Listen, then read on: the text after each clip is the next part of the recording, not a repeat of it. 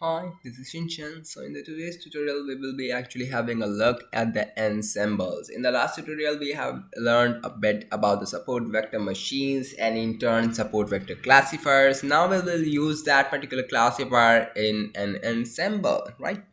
Now what's an ensemble? Ensemble is actually a classifier which is the combination of the powers of different classifiers, right? You actually combine different classifiers and you actually make a compound classifier of them, and in turn the elementary ones which you are actually choosing as the classifiers to be used in your ensemble can in turn be ensembles, and so that's the power of ensemble. The basic logic lies behind the thing that if you will look at the data in the different perspectives and you try to predict the results differently based on different algorithms and you actually get your output, then there is a high probability that you will achieve a higher accuracy than the elementary ones, because there is a contribution of all the classifiers and all the thinking and all the perspectives. Now let's get started with the aim of this particular one. So you will be provided with some of the say basic code, and you might have to tweak the basic code with your classifier. That is, you might have to just tweak the ensemble, and then you might be able to have a look at the different results which you will get that might be having a higher accuracy, and you might be able to tweak the weights and get the results accordingly to that weights. And this is the basic aim of this particular practical. So yeah, starting with the importing of the libraries, we are actually importing the pandas to actually read the files, as you might already be familiar with.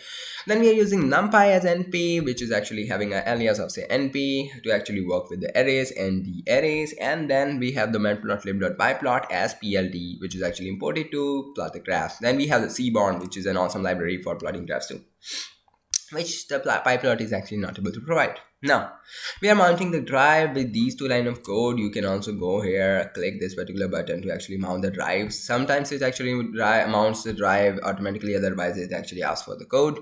Then you are actually doing what is actually reading that particular database. I have this particular PIMA database. You might be able to look at here, that it is a particular database in which the outcome is actually of diabetes, of where if the person is actually having diabetes, then it is actually represented with 1, otherwise it is represented with 0. And then you have different columns. The specialty about this data set is that it has all the numerical attributes, so you can use it with ease without any label encoding. But if it had some other label or say nominal or say ordinal values also that there, then it's also not a big issue. You can just use label encoder or say dummy hot encoding, or say you might have used a categorical encoder, and there are many other options out there you might use. But yes, in this database there is no worry for that, and that's why we will be actually going ahead and using it directly. Now what this line is actually doing is that giving you a shape, giving you an insight that how many rows are there and how many columns are there. And from these 9 columns, you have 1 column to be the outcome, and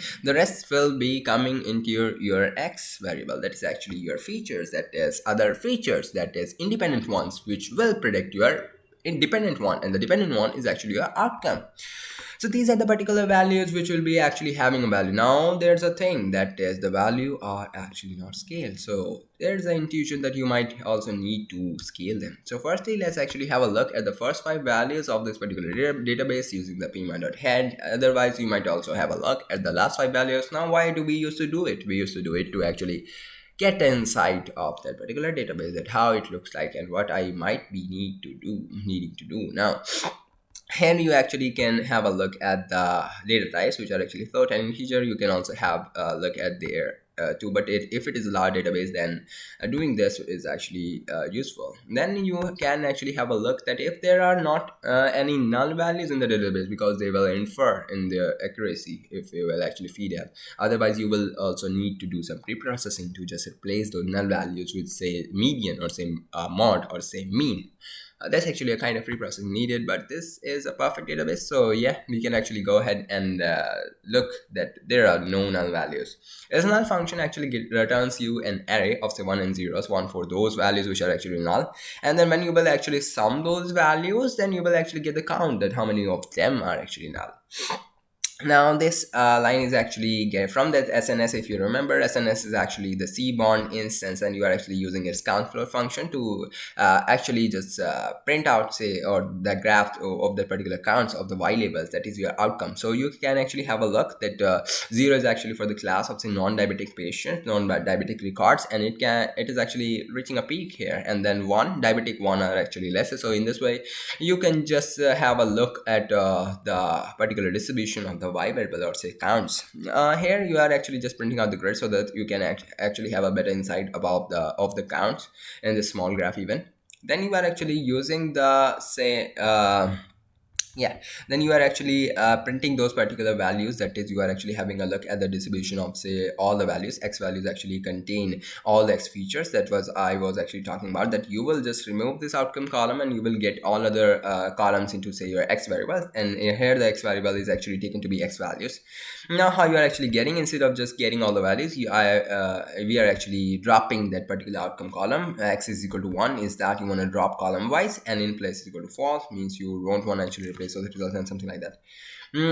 Then you are actually just printing out the histograms of those particular columns, all the columns, and the figure size is actually set to be 10 cross 10, 10 in the width and 10 in the height.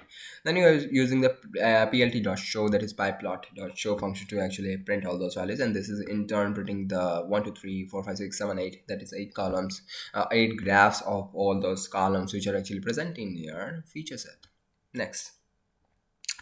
So the X values were also containing the same thing, and that here we are actually gathering the things into the X and the Y variable. 5 is actually taking your Y label of your class, and then X is actually taking your, say, column, and then from the standard scale, as I have actually mentioned here earlier also, that you need to also scale the data, because you can see that here the particular variable is actually taking from, say, values, say, 1 8 and all. You can also have a look at the range of those values by using the describe function, which will actually get you the min and the max. In this way you can actually get the minimum and the maximum of the data, and then you can get the insight that you need standard scaling or not. If there is a high difference in range, then you must actually scale the values, otherwise one column will actually influence the result more by the other columns. Then you actually import the standard scaler from scalar.preprocessing. Import standard scaler that will actually scale your values, firstly getting an instance of the standard scaler in the scalar, and then just scaling the values by using the scalar.fit transform, and then into it you actually supply the X variable. X was actually taking your all the column values. So this is the beauty of Python, that you can actually supply all the column values just once, and then you can get the results instantly. And then here you are actually creating a data frame, because I think it is actually returning an array and the array, so you need to again convert that to particular data frame. So that I'm using a pd.data frame, and in this I'm actually supplying that particular array, and I'm supplying the column names which were earlier to there into a list, and that's how I'm actually constructing a database. And here by using the head function, I'm actually able to look at the scale values. So till yet we have just visualized the various features values into our data set, and also able to scale those values, and finally we have in our hand the X data frame and the Y data frame. So this is what we have till yet. Now what's the next purpose of us? Now we are actually wanting to create an ensemble, and for that ensemble, as I have mentioned earlier also, that we need to use various classifiers which will be actually combining together to create a compound classifier, which is an ensemble. So what we are choosing here, we are choosing the logistic regression, we are choosing the decision tree, we are choosing the KNN classifier, we are choosing the random forest, we are choosing Adaboost, we are choosing the support vector machine, and we are choosing the naive based classifier. These two will be the addition on the previous ones, which will be adding to actually have a look that was the result of, say, adding these, or say, are they degrading the result, or are they giving us the better accuracy after being combined into that ensemble. So we are using a voting classifier, which actually by its name you can just infer that it actually votes out the particular result, that is the majority result will be considered. Like if you do a poll of the votes, that what will be the label of a particular thing, that is it diabetic or is it not diabetic. If 6 say it is diabetic, then you will consider, if there are total say 11, and then 6 of them actually says that yeah, he is a diabetic patient, then you will just understand, okay, you will just accept that yeah, he must be diabetic. if these all are actually saying that.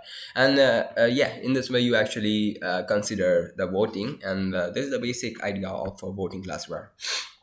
Now from the so for before getting started, we need to actually split our data into train and test, because we are not actually having two files, we are actually having just one file. So we will just split our data from this only. So we are using the sklearn.model selections train and split function, which will actually give me a splitting of say 70 to 30% here. With the test size of say 0.3, we are actually splitting into say 70 and the 30%. And the random state is actually set to 0, as I also mentioned earlier, that it will actually again and again shuffle in the exact same manner, so that you are actually able to get the same shuffle results into your say train and the test set. Otherwise, if you will run this collab again and again without giving this random state, without giving the seed, you will actually get the different results, or it's a different arrangement of say those values, or it's a different shuffled values.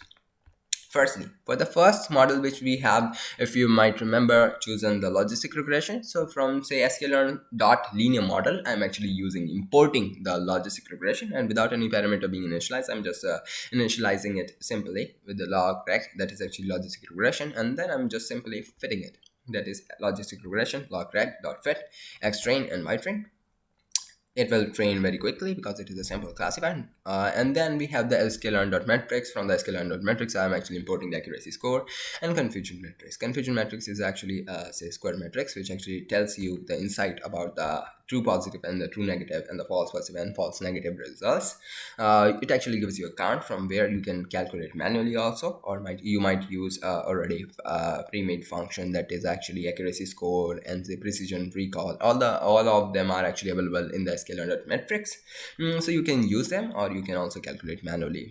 How will you actually calculate the accuracy? Accuracy is actually just these diagonal elements, which are actually the true results, which are actually, if it is actually in actual positive, then it is actually predicted positive, and if it is actually negative, then it is predicted negative. And in this way you will add these diagonal and will get the insight that okay, these are the right results, and I will actually divide it with the total results. I will add up the total, or you can also get the say total from the say length of the y test variable, because this is how you were actually splitting the records into the test set which you are testing into a layer. So here, yeah, I'm actually using the confusion metric function, which is actually taking into account the first test and then predicted, because you had earlier with you the test and the predicted is done later. So in this way, you can actually remember this. So firstly, test will go y test and then y predict. It will internally run a for loop. Then we'll actually check if those values are equal. Then it will increase the count, and then accordingly, it will actually make a matrix and then print it. Then accuracy score is simple accuracy score, which I've actually just told a bit moments earlier, that the diagonal addition divided by total, which will give me say 77% of accuracy. Then next, I'm actually using the decision classifier. I'm instantiating it easily without any explicit parameter being initialized, and I'm actually fitting all the function. All the models have the same function, that is actually fit. And there I'm actually doing the same stuff, that is confusion matrix usage and accuracy score representation. I'm actually getting a 72% accuracy. Then I'm actually importing the k nearest neighbor classifier. That is actually firstly okay, I'm actually firstly importing the k nearest neighbor classifier. Then I'm again doing the same stuff, and then plotting the graph between the particular testing accuracy and the training accuracy. And then here the gap must be minimum, so we are actually getting the minimum gap at here, which is actually around say 30. Yeah, which is actually around 13. So what I'm doing is that yeah, I will get the best accuracy if I will consider say 13 nearest neighbor. So yes, that was actually best value which I've got so far. So I'm actually training again a k nearest neighbor with the say n neighbors is equal to 13, and then I'm fitting it to actually get the best model. And from this, I'm actually getting a 77% of accuracy. Here what I was doing is that I'm actually running a for loop, right? I'm actually running a for loop say from once. I'm actually enumerating the stuff. Means firstly I'm actually getting the numbers from say 1 to 15, and then for those all numbers I'm actually running, because it is actually getting the things in the 1 to say 15, and for each value I'm actually putting it in the n neighbors, so that I can actually initialize my k nearest neighbor classifier for those particular neighbors, so that I can actually in a for loop check that with these particular set of neighbors, what is the accuracy which I'm getting, and then I'm actually fitting the stuff. Means I'm actually in turn fitting my classifier again and again, k nearest neighbor, and then I'm actually storing the accuracy which I used to get from the KNN for that particular neighbors. And then these were the two actual accuracies, and that is the training accuracy and the text accuracy which I was actually getting. Training accuracy is actually simply got from the score, that is actually how your model is actually performing on the training data itself. And then for the test accuracy, I was actually getting from the score value by supplying my x test and the y test variable into the score function of the KNN. And then for those two things, that is actually the test accuracy and the training accuracy, I was actually plotting a graph so that I can actually have a look at which value is actually the best one. And here I was actually able to look that the 13 was actually cutting off and was actually having a zero difference between the training and the test. So the model was actually able to learn a general curve that what the values actually look like, and I will be able to actually predict the new test examples very perfectly on the, say, n neighbors is equal to 13. Means after looking the 13 nearest neighbors, I will be actually able to look, I predicted well. So that was actually what I was doing, and that's why I actually again fitted the k nearest neighbor with the value of 13.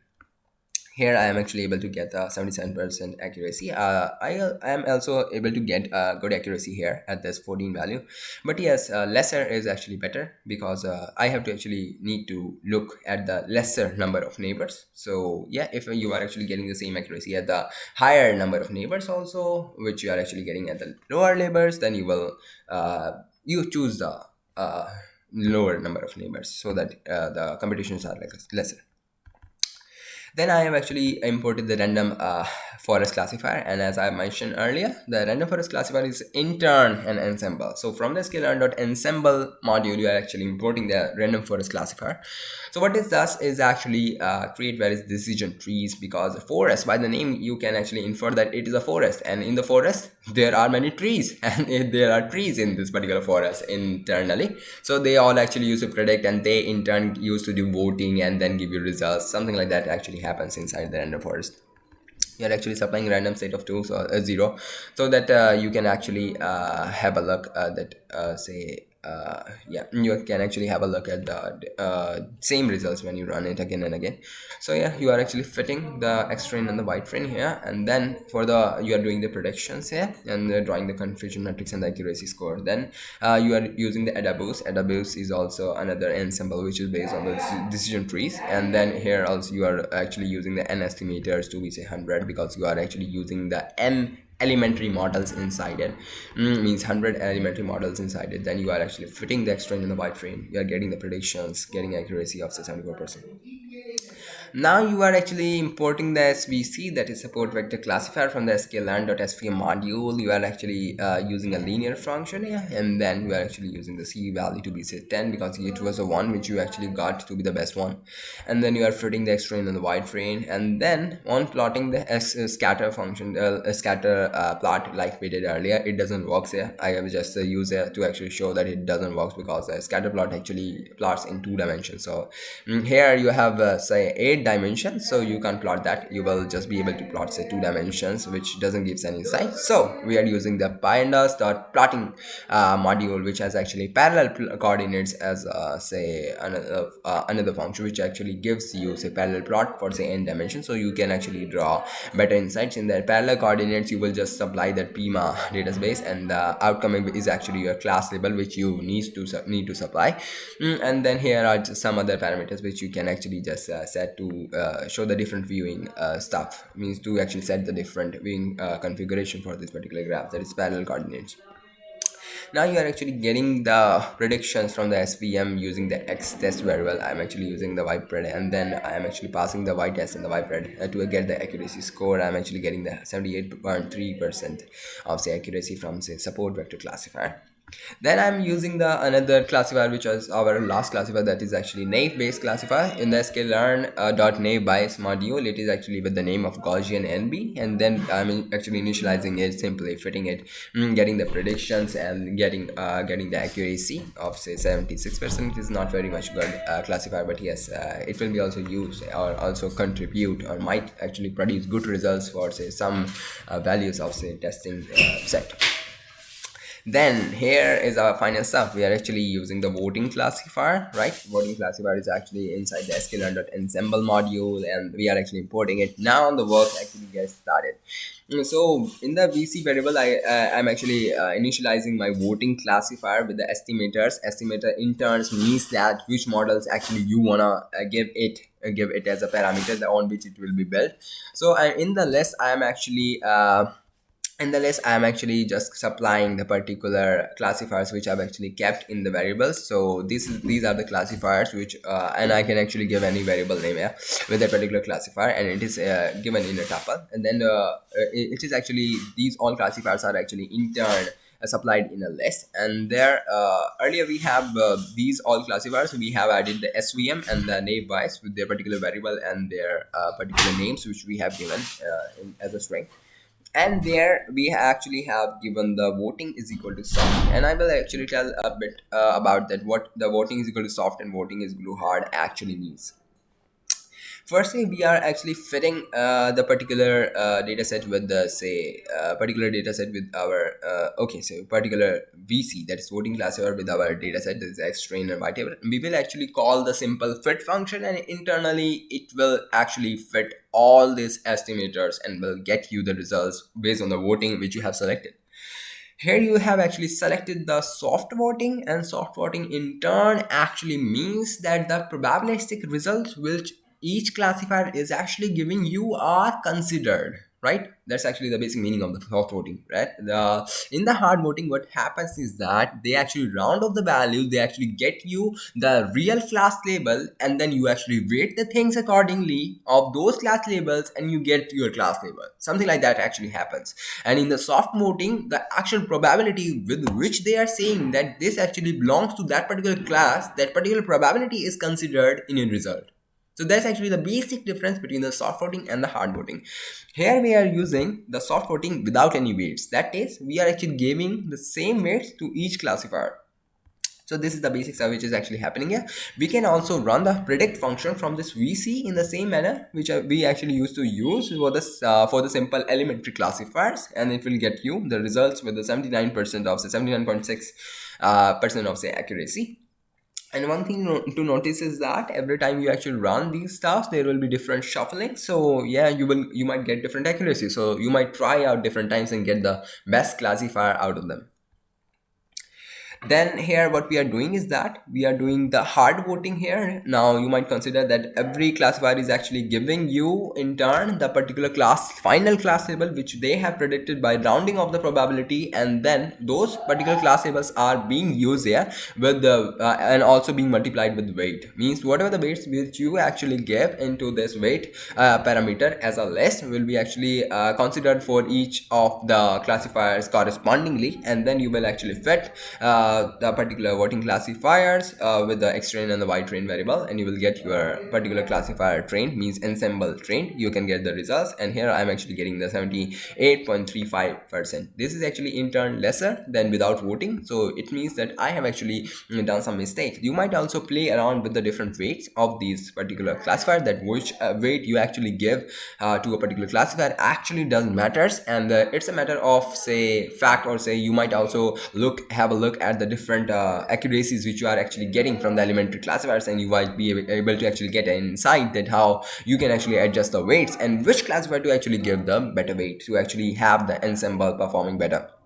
Now, I'm actually, for the tutorial purpose, I'm actually just telling a bit about say soft voting and how it is done. So yeah, as I have actually mentioned earlier, soft voting actually takes into consideration the actual probability. So from my inference, it must be actually better than the hard one, because they are actually losing some information. But yes, in some cases they might also be better. And here we actually give the weights in the form of say 0 to 1.